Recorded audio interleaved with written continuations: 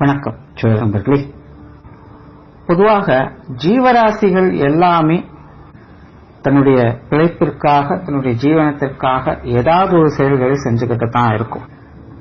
ஆனா எல்லா ஜீவராசிகளுக்கும் ஒரே மாதிரியான காரியங்கள் அப்படிங்கிறது கிடையாது. ஒவ்வொரு ஜீவராசிகளுமே ஒவ்வொரு விஷயங்களும் ஸ்பெஷலிஸ்டாக இருக்கும். மனிதர்களுக்கும் அப்படித்தான். எல்லா விஷயங்களையுமே திறம்பட செயல்படுத்திட முடியாது. ஒவ்வொருத்தருக்குமே ஒவ்வொரு விதமான தனித்துவமான டேலண்ட் அப்படிங்கிறது இருக்கும். அதே நேரம் என்னதான் திறமை இருந்தாலும் கூட அமைப்பு அப்படிங்கிற ஒரு விஷயம் இருந்தால் மட்டும்தான் அந்த திறமையை நமக்காக பயன்படுத்திக்க முடியும். அப்படி அமைப்பு இல்லாத பட்சத்துல அந்த திறமையானது வெறும் திறமை மட்டும்தான். அதனால பிரயோஜனம் அப்படிங்கிறது கிடையாது. அப்படி ஜோதிடத்துல ஒவ்வொருத்தருக்கும் என்ன மாதிரியான ஜீவன அமைப்புகள் இருக்கு, அதை எப்படி அவங்க செயல்படுத்துறாங்க, அதுல என்னென்ன விஷயங்கள் அவங்களுக்கு பொருந்தும் பொருந்தாது அப்படிங்கறதெல்லாம் தனித்தனியாகவே சொல்லப்பட்டு இருக்கு. சோ அதை பத்தி தான் இந்த பதிவுல நம்ம பார்க்க போறோம். அந்த பதிவை பார்க்கறதுக்கு முன்னாடி ஒரு சில விஷயங்கள், இங்க சொல்லக்கூடிய விஷயங்கள் எல்லாமே லக்னத்திற்கு மேஜரா பொருந்தும். அதையே நீங்க ராசியாக பாக்குறீங்க அப்படின்னா அதுல ஒரு 50% தான் உங்களுக்கு சான்ஸ் இருக்கும். அதாவது ராசியாக இருக்கும் பட்சத்தில் இந்த மாதிரியான அமைப்புகள் தான் உங்களுக்கு அமையும் அப்படிங்கிறது முழுமையா சொல்ல முடியாது. ஆனால் இதனுடைய போக்குகள்ல அவங்க போவாங்க. இது சார்ந்த சிந்தனைகள் அவங்க கிட்ட அதிகமாக இருக்கும். ஜோதிடத்தை பொறுத்த வரைக்கும் மற்ற விஷயங்கள் லக்னம் ராசி அப்படிங்கிறது பெரும்பாலும் ஒரு கலவையான நிலைகளை வேலை செய்யும். பெருசா டிஃபரன்ஸ் இருக்காது. ஆனா ஜீவன அமைப்பு அப்படின்னு வரும்போது மட்டும் பெரும்பாலும் இந்த லக்ன அமைப்பு தான் அவங்களுக்கு எப்படி இருக்கும் அப்படிங்கறத கொஞ்சம் தெளிவா சொல்லும். ஆனா ராசி அப்படிங்கிற நிலைகள்ல தான் சொல்லி இருப்பேன். காரணம் பெரும்பாலானோருக்கு இன்னும் லக்னம் என்ன அப்படிங்கறது தெரியறது இல்ல. மேஜரா எல்லாத்துக்கும் தெரிஞ்சது ராசி மட்டும்தான். சோ அதனால முடிஞ்ச அளவுக்கு இத பாக்குறத லக்னமா பாருங்க. இல்ல ராசி மட்டுமே எனக்கு தெரியும், ராசி மட்டும்தான் பாக்குறேன் அப்படிங்கிற பட்சத்துல இங்க சொல்லக்கூடிய விஷயங்கள் அப்படியே உங்களுக்கு இருக்கும் அப்படின்னு சொல்ல முடியாது. பட் இதன் வழியில நீங்க போவீங்க அப்படின்னு ஒரு அர்த்தம். சோ இதை கொஞ்சம் மைண்ட்ல வச்சுக்கோங்க. இனி மேற்கொண்டு உங்களுடைய ராசி லக்னம் எப்படி இருக்கு அப்படிங்கறத பார்க்கலாம். ரிஷபம். இந்த ரிஷப லக்னம் மற்றும் ரிஷப ராசியில் பிறந்தவங்க இயற்கையாகவே நிதானம் மிக்கவங்களாகவும் நல்ல கற்பனை திறன் உள்ளவங்களாகவும் இருப்பாங்க. அதனாலேயே இந்த ரிஷப லக்னத்தில் பிறக்கக்கூடியவங்களுக்கு இந்த கலை சம்பந்தப்பட்ட விஷயங்கள்ல ஆர்வம் அதிகமாக இருக்கும். அதாவது ரிஷப ராசிகளை பிறக்கக்கூடியவங்களுக்கு இந்த கலை சார்ந்த விஷயங்கள்ல ஆர்வம் இருக்கும். மன ரீதியாக எதிர்பார்ப்புகள் உங்களுக்கு அதிகமா இருக்கும். நல்ல ஈடுபாடுகளை காட்டுவாங்க. ஆனா அதை முழுவதுமாக செயல்வடிவமாக மாற்றக்கூடிய அமைப்பு அவங்களுக்கு கொஞ்சம் குறைவு. பட் அதுவே ரிஷப லக்னத்தில் பிறந்தவங்களுக்கு அதனுடைய ஆற்றலும் அதிகமாக இருக்கும். அதை செயல்வடிவமாக அவங்களால மாற்றவும் முடியும். நார்மலாகவே இந்த ரிஷப லக்னத்தில் பிறக்கக்கூடியவங்களுக்கு இந்த ஸ்பெகுலேட்டிங் சார்ந்த விஷயங்கள் அதிகமாக இருக்கும். யூகத்திறன் இவங்களுக்கு ரொம்பவுமே சிறப்பா வேலை செய்யும். ஒரு விஷயத்தை இப்படித்தான் ஆரம்பிக்கணும், இப்படித்தான் முடிக்கணும் அப்படிங்கறத முன்கூட்டியே முழுவதுமாக தீர்மானம் பண்ணிட்டு தான் காரியத்துல இறங்குவாங்க. அதாவது இந்த விஷயம் இப்படித்தான் ஆரம்பிச்சிருக்கு, இது இப்படித்தான் போய் முடியும் அப்படிங்கறத முன்கூட்டியே யூகம் பண்ணிப்பாங்க. அதன் அடிப்படையில தான் இவங்க காரிய மாற்றவும் செய்வாங்க. அதனால இயற்கையாகவே இவங்க கிட்ட படைப்பு திறன் அதிகம். குறிப்பா இந்த ரிஷபத்தில் பிறக்கக்கூடியவங்களுக்கு இந்த மீடியா சம்பந்தப்பட்ட விஷயங்கள் மற்றும் தொழில்நுட்பம் சார்ந்த விஷயங்கள்ல இயற்கையாகவே ஈடுபாடுகள் உண்டாயிடும். இது சார்ந்த விஷயங்கள்ல ரொம்பவுமே ஒரு ஸ்பெஷலிஸ்டாக இருப்பாங்க. ரொம்பவுமே டெக்னிக்கலாக வேலை செய்யக்கூடியவங்க. ரிஷப லக்னத்தில் பிறக்கக்கூடியவங்க, ரிஷப ராசியில பிறக்கக்கூடியவங்க எல்லாருமே பாத்தீங்கன்னா கூட இருக்கிறவங்க நல்லா வேலை வாங்கக்கூடிய திறன் அவங்களுக்கு உண்டு. பட் அதுல அதிகாரத்தை காட்ட மாட்டாங்க, அரவணைத்து போவாங்க. சில இடங்கள்லாம் சிலரை நம்மளால பார்க்க முடியும். பெரிய ஆட்களாக இருந்தாலும் கூட தொழிலாளர்களோடு சேர்ந்த ஒரு தொழிலாளர்களாக அவங்களும் செயலாற்றி வருவாங்க. இந்த மாதிரியான குண அமைப்புகள் இந்த ரிஷப ராசி ரிஷப லக்னத்தில் பிறந்தவங்களுக்கு தான் உண்டு. அதாவது இவங்க கண்ட்ரோலிங் பவர்ல இருக்க மாட்டாங்க, ஆனா மேனேஜ்மெண்ட் பவர் அப்படிங்கிறது இவங்களுக்கு உண்டு. சுக்கிரனுடைய அமைப்பு இருக்கிறதுனால இயற்கையாகவே உங்களுக்கு இந்த சினிமா, நாடகம், இசை போன்ற விஷயங்கள், இல்லைன்னா மீடியா, கம்யூனிகேஷன் போன்ற விஷயங்கள்லாம் இவங்களுக்கு இயற்கையாகவே ஆர்வம் ஏற்படும். அது சார்ந்த விஷயங்கள்ல இவங்களால சிறப்பாக வேலை செய்யவும் முடியும். முன்னாடி சொன்ன மாதிரி படைப்பு திறன் மிக்கவங்களாக இருப்பாங்க. அதாவது இந்த மாதிரியான விஷயங்களை அவங்க செய்யாம அது மற்றவங்களுக்கு உபயோகப்படும்படியாக செய்யக்கூடிய அமைப்புகள் இருக்கும், வழிநடத்தி போகக்கூடிய அமைப்புகள் அவங்களுக்கு ஏற்படும். இப்போ இந்த டெக்னிக்கல் சார்ந்த விஷயங்கள், தொழில்நுட்பம் சார்ந்த விஷயங்களும் அப்படித்தான். குறிப்பா நவீனத்துவம் வாய்ந்த அனைத்து விஷயங்களிலுமே இந்த ரிஷபத்தில் பிறந்தவங்களுக்கு இயற்கையாகவே ஆர்வம் ஏற்பட்டுரும். அது சார்ந்த காரியங்கள் அவங்க நார்மலாகவே ஈடுபட ஆரம்பிச்சிருவாங்க. தானாகவே தேடி போய் கற்றுக்கொண்டு அதை செயல்படுத்தவும் அவங்க செய்வாங்க. பட் எதுவாக இருந்தாலும் எல்லாத்தையுமே ஒரு கட்டமைப்போடு கூட இருக்கிறவங்களை அரவணைத்து கொண்டு காரியம் மாற்றி திறம்பட செயல்படக்கூடிய அமைப்புகள் இவங்களுக்கு இயற்கையாகவே உண்டு. அதே போல வணிகத்திறன் பெற்றவங்களாகவும் இருப்பாங்க. இந்த நிதிநிலை சார்ந்த விஷயங்கள், கொடுக்கல் வாங்கல் விஷயங்கள், கமிஷன் சம்பந்தப்பட்ட விஷயங்கள், இரும்பு, தாது பொருட்கள், ரசாயனங்கள், ஏற்றுமதி இறக்குமதி சார்ந்த விஷயங்கள், அந்நியர்களுடைய தொழில்கள், அதாவது பரம்பரையாக செய்யாம மற்றவங்களுடைய தொழிலை சேர்த்து செய்யக்கூடிய அமைப்புகள், இதெல்லாம் இவங்களுக்கு பெரும்பாலும் நல்லபடியா சூட் ஆகும். நார்மலாகவே இந்த ரிஷபத்தில் பிறக்கக்கூடியவங்க காரியங்களுக்கு அதிமுக்கியத்துவம் கொடுக்கக்கூடியவங்களாக இருப்பாங்க.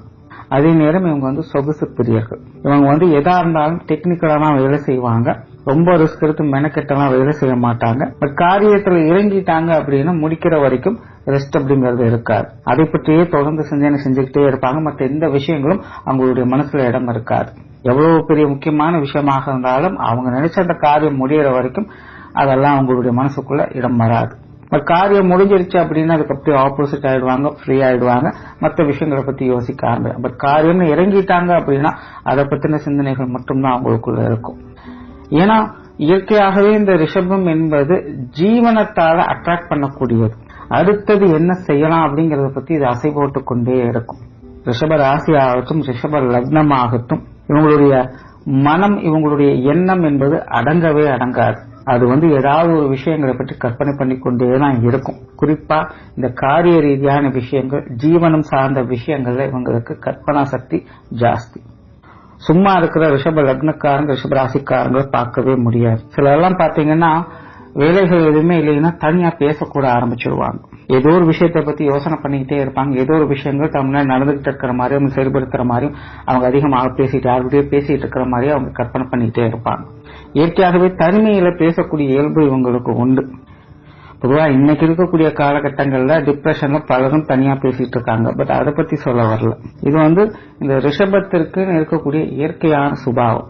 காரிய நிமித்தமாக இவங்க எப்பவுமே தன்னந்தனியாக பேசக்கூடிய அமைப்புகள் இவங்களுக்கு உண்டு.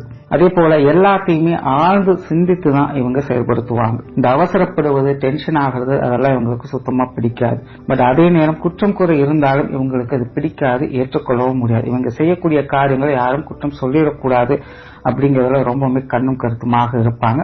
அதே போல வேஸ்டேஜ் ஆகக்கூடாது அப்படிங்கறதும் ரொம்பவுமே கண்ணும் கருத்துமாக இருப்பாங்க. அதாவது பெரும்பாலும் இவங்க ஒரே கல்லுல 2 மாங்காய் வரணும் அப்படிங்கிற மாதிரி யோசனை செய்வாங்க, செயல்படுத்தவும் செய்வாங்க. அதனால இவங்களை பொறுத்த வரைக்கும் காரியம்னு செஞ்சாலே அதுல கண்டிப்பாக ஆதாயம்ங்கிறது இருந்தே ஆகணும். தேவையில்லாத வீண் வேலைகளை செய்யறது இவங்களுக்கு சுத்தமா பிடிக்காது. அதே போல ரிஷபத்தில் பிறந்தவங்க தன்னுடைய செயல்பாடுகள் மூலமாக மற்றவங்க அட்ராக்ட் பண்ணணும் அப்படின்னு எப்பவுமே நினைப்பாங்க. அதே போல இவங்க காரியத்தில் இறங்கிட்டாங்க அப்படின்னா மற்றவங்களுக்காக விட்டு கொடுக்க மாட்டாங்க. அதே போல குறுக்கு வழிகளை பின்பற்றக்கூடிய அமைப்புகளும் இவங்களுக்கு உண்டு. அதாவது நேர்மையாகத்தான் போகணும் அப்படிங்கிற எந்த ஒரு கோட்பாடுகளும் இவங்களுக்கு கிடையாது. அதற்காக இவங்க மோசமானவங்க அப்படின்னு அர்த்தம் கிடையாது. சில ஷார்ட்கட்ஸை யூஸ் பண்ணுவாங்க. அதாவது யாருக்கும் எந்த ஒரு பங்கமும் ஏற்படாத வகையில அவங்களுக்கே தெரிந்த சில யுக்திகளை அவங்க பயன்படுத்துவாங்க அவங்களுடைய காரியங்கள்ல. சோ இதெல்லாம் பிசினஸ் சீக்ரெட்ஸ் அப்படின்னு சொல்லலாம். சில விஷயங்கள் அவங்களுக்கு மட்டுமே தெரிந்த ஒரு கைவந்த கலையாக இருக்கும். அதை வைத்துக் கொண்டு 1க்கு 2 காசு பார்க்கக்கூடிய அமைப்புகள் அல்லது வேற ஏதாவது ஒரு வகையில் ஆதாயம் பார்க்கக்கூடிய அமைப்புகள்லாம் செயல்படக்கூடியவங்களாகத்தான் இருப்பாங்க. பட் இவங்களுக்கு சர்வீஸ் மோட்டிவ் அப்படிங்கிறது உண்டு. பட் இருந்தாலும் அதுலயும் ஒரு ஆதாயம் இருக்கணும் அப்படிங்கிற விஷயத்துல இவங்க எப்பவுமே ஸ்ட்ரிக்டா இருப்பாங்க. அண்ட் ஜெனரலாகவே இந்த ரிஷபத்தை பொறுத்த வரைக்கும் சுய ஜாதக அமைப்பும் கொஞ்சம் ரொம்ப முக்கியமாக பார்க்கப்படணும். காரணம் என்னன்னா இந்த ரிஷபத்தில் பிறக்கக்கூடியவங்க ஒர்க்ல அவ்வளவு சீக்கிரம் சாட்டிஸ்ஃபை ஆகவே மாட்டாங்க. இவங்களை பொறுத்த வரைக்கும் பிசினஸ் ஆகட்டும், ஜாப் ஆகட்டும், ஓஹோன்னு எப்படி எல்லாமோ செய்வாங்க. என்னென்னமோ விஷயங்களை, யுக்திகளை இவங்க சிறப்பாக கையாள்வாங்க, பயன்படுத்துவாங்க. அதுல ஆதாயமும் பெறுவாங்க. பட் இருந்தாலும் கடைசி வரைக்கும் இவங்களால திருப்தியே அடைய முடியாது. இதை விட இன்னும் கொஞ்சம் பெட்டரா செஞ்சிருக்கலாமா, இல்ல வேற விதமா செஞ்சிருக்கலாமா, இல்ல இப்படி வந்ததுக்கு பதிலா இப்படி கிடைச்சிருக்கலாமே அப்படின்னு ஜீவனத்தை பொறுத்த வரைக்கும் அவ்வளவு சீக்கிரம் இவங்க இப்படி திருப்தி அடையிறதே கிடையாது. சோ அதனால சுய ஜாதக ரீதியாக சில கிரக அமைப்புகள் இவங்களுடைய ஜீவனஸ்தானத்திலேயோ அல்லது லக்ன பாவத்திலேயோ அமைஞ்சது அப்படிங்கிற பட்சத்துல இந்த மாதிரியான விஷயங்கள் இவங்களுக்கு கூடுதலாகவே வேலை செய்யும். அதனால இவங்களுடைய வேலை, உத்தியோகம், தொழில் சார்ந்த விஷயங்கள் வாழ்க்கையில நிறைய ஏற்ற இறக்கங்களை கொடுக்கும். ஏதோ ஒரு விஷயங்களை எப்படியோ செஞ்சுக்கிட்டு தான் இருப்பாங்க. ஆனா கடைசி வரைக்குமே அதுல அவங்களுக்கு திருப்தி அப்படிங்கறதே கிடைக்காது. ஆனா எப்படியோ ஏதோ ஒரு விஷயங்களை பிடித்தோ பிடிக்காமலோ அவங்க செஞ்சுக்கிட்டு தான் இருப்பாங்க. அண்ட் ஜெனரலாகவே இந்த ரிஷபத்தில் பிறக்கக்கூடியவங்க முடிஞ்ச அளவுக்கு ஓரளவுக்காவது கொஞ்சம் தான தர்மங்களை செய்து வர்றது இவங்களுடைய ஜீவன அமைப்புகளுக்கு கொஞ்சம் சாதகமாக இருக்கும். பொதுவாகவே இந்த ரிஷபத்தில் பிறந்தவங்களுக்கு ஹெல்பிங் டெண்டன்சி அப்படிங்கிறது அதிகம் தான். அதாவது வேலை செய்யக்கூடிய வகையில யாராவது உதவி அப்படின்னு கேட்டாங்கன்னா அவங்களால முடிஞ்சதை அவங்க செஞ்சு கொடுப்பாங்க. ஆனா மற்ற எந்த ஒரு விஷயத்திலும் இவங்க முழு இன்வால்வ்மெண்டோட ஹெல்ப் பண்ண மாட்டாங்க. அதாவது தனக்கு மிஞ்சின பிறகுதான் தானமும் தர்மமும் அப்படிங்கிற கான்செப்ட் இவங்க கிட்ட அதிகமாக இருக்கும். இப்படி இருக்கிறதுல தவறு கிடையாது. பட் என்ன ப்ராப்ளம்னா, முன்னாடி சொன்ன விஷயம் தான், இவங்களை பொறுத்த வரைக்கும் இந்த ஜாப் ரிலேட்டடா, ஒர்க் ரிலேட்டடா, பிசினஸ் ரிலேட்டடா இவங்க அவ்வளவு சீக்கிரம் சாட்டிஸ்ஃபை ஆகிறதே கிடையாது.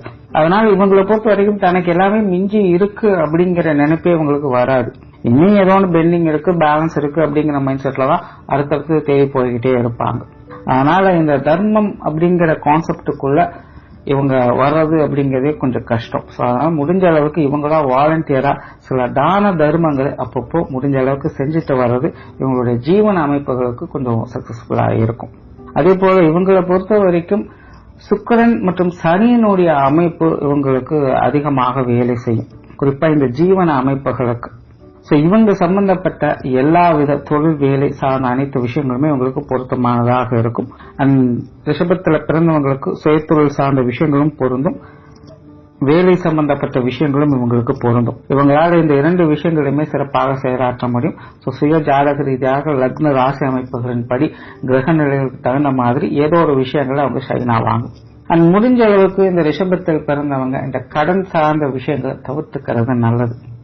அதாவது இந்த விஷயத்தை பொறுத்த வரைக்கும் வெகு சிலருக்கு மட்டுமே கொஞ்சம் அடாப்ட் ஆகுது. மற்றபடி பெரும்பாலான ரிஷபத்தில் பிறந்தவங்களுக்கு இந்த கடன் சார்ந்த விஷயங்கள்ல சிக்கிட்டாங்க அப்படின்னா அதுல வெளியில் வருவது கொஞ்சம் கஷ்டமா இருக்கும். குறிப்பா ஜீவனம் சார்ந்த விஷயங்களுக்கு இது முழுவதுமாக போகணும்.